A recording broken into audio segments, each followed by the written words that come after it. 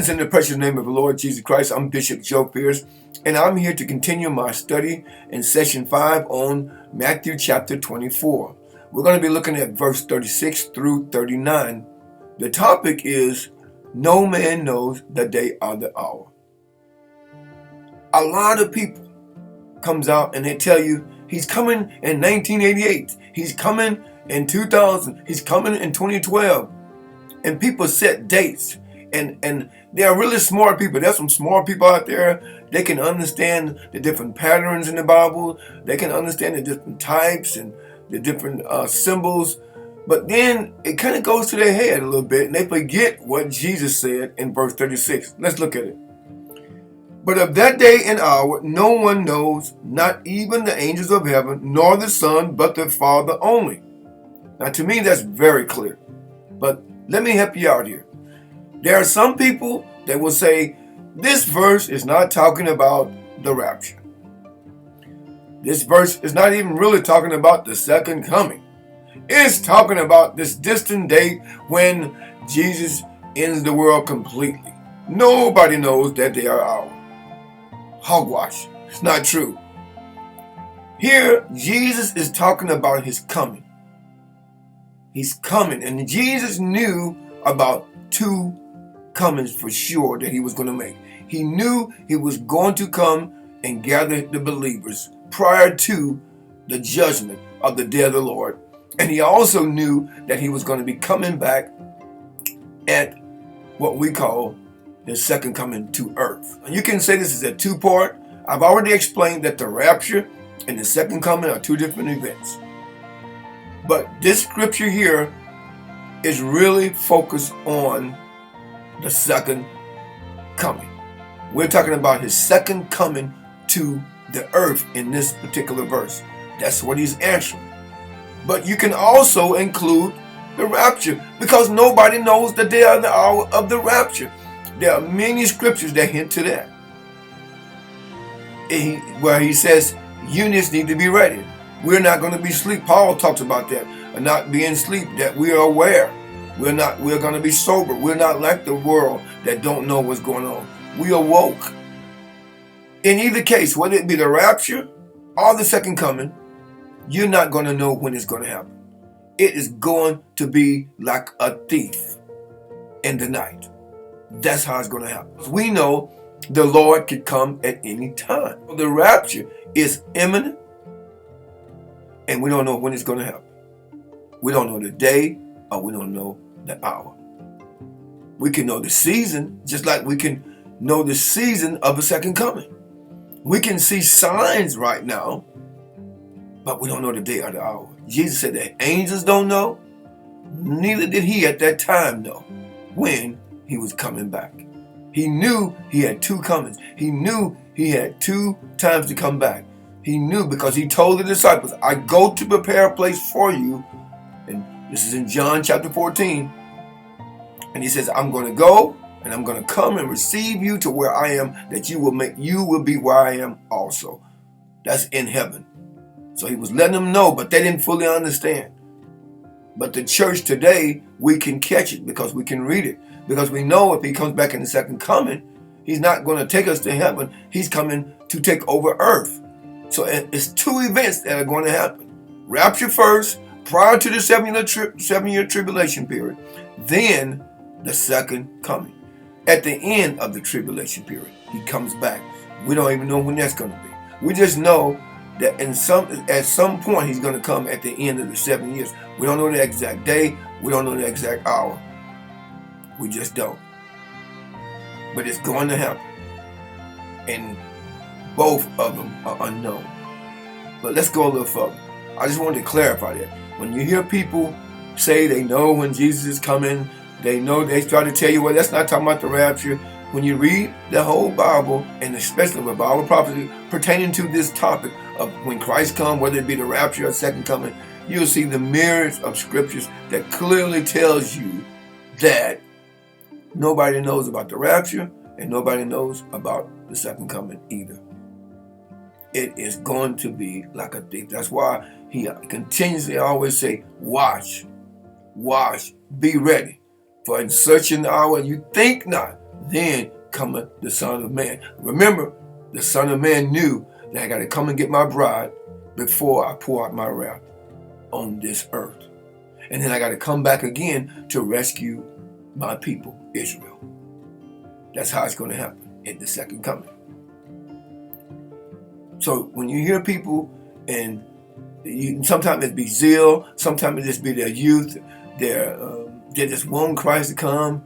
Some people just want Christ to come to get rid of debt. Some people just want Christ to come because their life may be, not in where they want it to be at this moment. But none of that is going to change what Christ is going to do. It's not going to make him hasten his time. There's a specific time that he's going to come. Now, verse 37 says, "For the coming of the Son of Man will be just like the days of Noah." Just like the days of Noah, the same things that were going on in Noah's day is going to be going on when Christ comes back in the rapture and for the second coming. It's going to be the same thing. People are going to be doing some of the same things. Let's look at what they are. Verse 38 says, "For as in those days before the flood, they were eating, drinking, marrying, and giving in marriage until the day that Noah entered the ark." People right now are eating, drinking, marrying, and giving in to man right now. Business as usual. What the Lord was letting us know is that people are going to just be doing what they be doing. A lot of people aren't woke right now. A lot of people don't know what's going on right now. They're just living their life day by day, not understanding. In verse 39 says, "And they did not understand until the flood came and took them all away. So will the coming of the Son of Man be." They did not understand until it actually happened. When the rapture happens, that's when people are going to understand. People are going to understand, and I'm telling you, after the rapture happens, the greatest revival that this planet has ever known will happen. It said so. John says, "I saw a number that no man could number. Tribulation saints that washed their robes, they gave their lives, but many of them are listening to tapes like that I'm doing right now. They're listening to YouTube. They're listening to people that have sound doctrine, and they understand, and they're going to come back and listen to some of these things, and they're going to know that they can still be saved even after the rapture. God's Spirit will still be on this planet, reaching into the hearts of people, into the minds, creating conditions and situations and events in the lives of millions, multiplied millions are all over this planet that will give their life to the Lord because of you and I standing in the gap right now. Sometimes we may look foolish. Sometimes we may get laughed at because they don't understand. They don't believe in the Bible. They don't really pay any attention. They think we are some wild persons. We're foolish. We believe that. They just don't understand. But it doesn't change what we're doing, what I'm doing. I'm telling people. I'm warning people.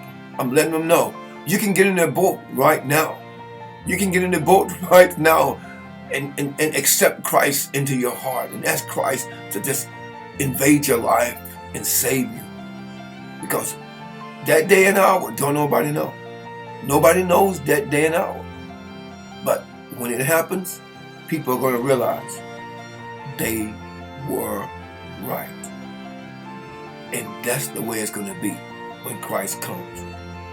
We can know, as I said, we can look at high wash periods. There's nothing wrong with that and saying, man, this could be a good time. This might be a good time. But when we actually start telling people, this is going to happen on this day, I figured it out. I saw the code. And it's going to be on June. It's going to be in May. It's going to be in September, October. When we do such things, we do disservice to our faith.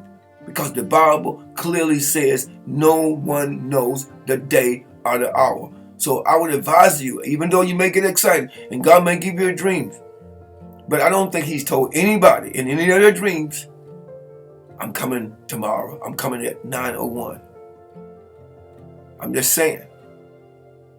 All we got to do is watch the signs and keep people aware.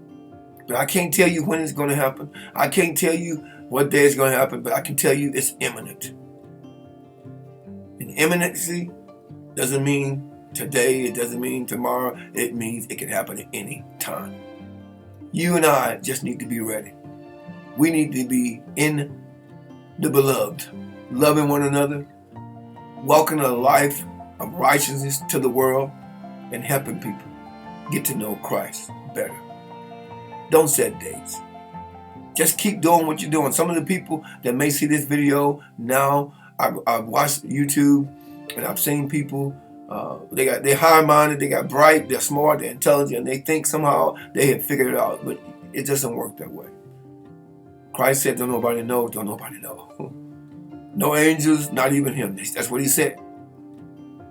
All I know is he showed me a clock in a dream not too long ago.